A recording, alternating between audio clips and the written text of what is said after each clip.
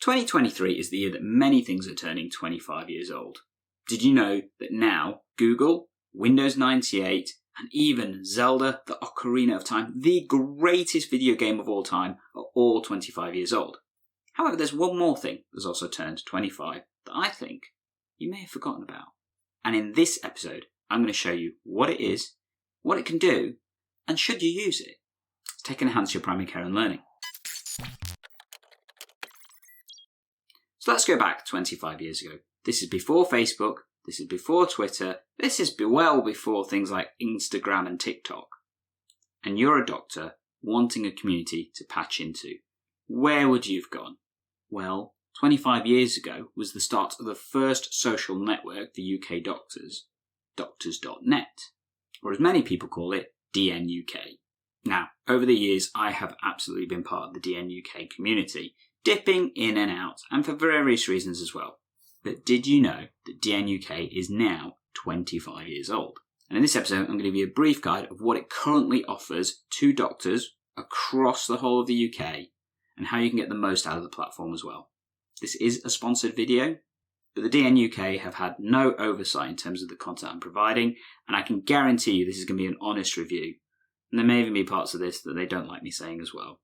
So are you ready to have a look at doctors.net?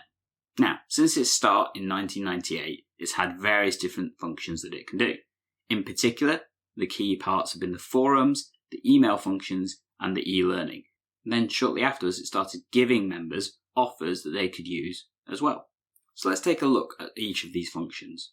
The first and most popular has absolutely been the forums. Important to note, the DNUK registration process does ask for key information like your GMC number to try and verify that you are actually a doctor. And although technically it is possible to bypass any of that like it is with most things online, it does require an element of dishonesty to do so. So you could be reassured that the community is relatively safe. Definitely better in that context compared to things like Facebook, Twitter, etc. One of the key features of DNUK has absolutely been its forums. Having dipped in and out of these over the years, these are experienced communities, which I'll be honest are great for clinical questions in particular, which many other types of communities try to shy away from, and in particular can be great for getting niche area topic answers, given the breadth of the community that it has.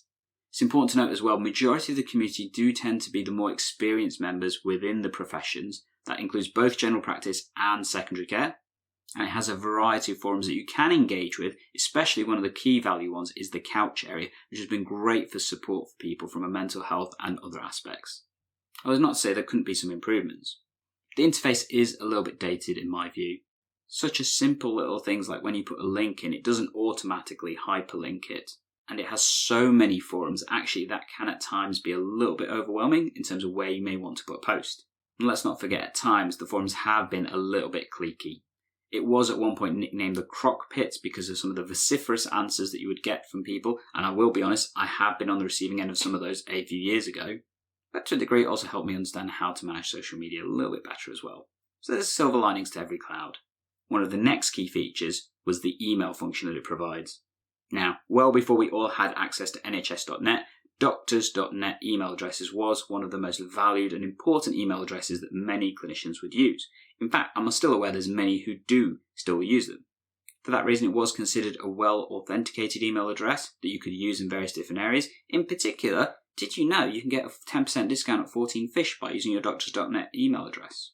And to be honest, it's a nice, simple interface. And for that reason, I would definitely recommend it's better used as a secondary email account.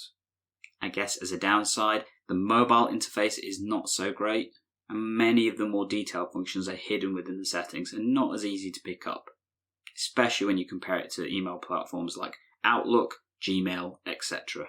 It definitely needs some modernisation there. Who knows? This video may promote that. Next up in functions is the e-learning platform that doctors.net provides. This has a variety of e-learning packages that are free to use and pretty good in content and not too time consuming. Provides lots of resources for the information provided, and I'll be honest, I've definitely seen worse. The main downside to the e-learning is it's absolutely better done on a desktop interface. Trying to do this on a mobile is not fun at all, and I would not recommend doing so. But aside from that, it's actually pretty good content. Other key sections of DNUK I kind of have lumped together into different things. So the first one I'm going to call the news and blogs section with careers elements. In the news section, DNUK will curate lots of really good quality medical information around health and various other aspects that may be suitable for you. I don't know if there's a deeper algorithm going on here like in things like social media platforms, but the information is well curated, as I mentioned, and relevant to what your role would be as a doctor. The other good thing is most of the content that they create themselves in terms of blogs are short and easily digestible articles, very relevant to us working in medicine. The downside with this is the amount of promotion that happens in the background, and very much this seems to be the flavour since the company was taken over by M3 back in 2011, which did shift a lot of people away from using DNUK. In particular, the one that really does annoy me is what's called the bulletin page. So when you first log in through a desktop interface, you're hit with this bulletin page, and there's no real way of getting off it without selecting one of the articles, and then you get the navigation menu from there. In my view, that does need changing because it's an instant turn off from using the platform on a regular basis unless you've saved it as a bookmark on your desktop to go straight to the homepage. The final section that's worth having a look at is what I like to call the fun section, which is the off-duty and marketing aspects. This has a good collection of casual kind of content, relevant in some ways to doctors and medical people, and the marketing offers, I must admit, are not bad. The rewards section is one of the better ones out there, even compared to things like cashback websites and that kind of stuff. And if you engage with it on a regular basis, you can make back certain vouchers on spends on various different areas and things. I know when I asked other people what they thought was one of the most valuable parts of the platform, the rewards feature did come up quite highly in that. Important to note that there is a significant amount of pharma sponsorship. It's not as overbearing as I think people think, but absolutely is a decision that each person needs to make on their own as to how they want to engage with the platforms. Now, just before we get to my final thoughts on the platform, if you have found this useful, definitely leave a like down below and subscribe for more content and stuff. And if you would like a deeper dive into DNUK, do let me know down in the comments, because actually, that may be stuff you want to see me do. To be honest, I'm happy to do it for you. So overall, when looking at DNUK, there are 5 key areas. I must admit, I do still find the forums quite valuable. I tend to lurk, not post as much, but it is really useful content. And the community in particular that is there is one of the more valuable ones. Often I have many friends still harken back to the colleagues and peers that they have made on the DNUK forums and how valuable they feel that those relationships are. It is towards the more experienced cohort of our peers, and for that reason can be really valuable niche information you get from that community. But I'm not going to deny, you need a little bit of a thick skin to engage with it. The email platform, simple, easy to use, and if you want a discount on 14 Fish, definitely recommend using it for that point, although I do think there are better email platforms out there. I do like the e-learning. Having gone back to it a few times, I forget often how valuable it can be, given the fact we have other platforms provided to us in primary care, but let's be honest, there's some good quality content in there.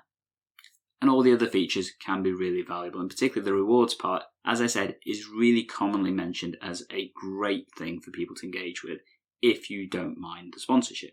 So I guess the question I've got for you right now is, will I see you on the DNUK forums? And how does it rack up for you compared to the various other social media platforms out there that doctors tend to use? What do you think?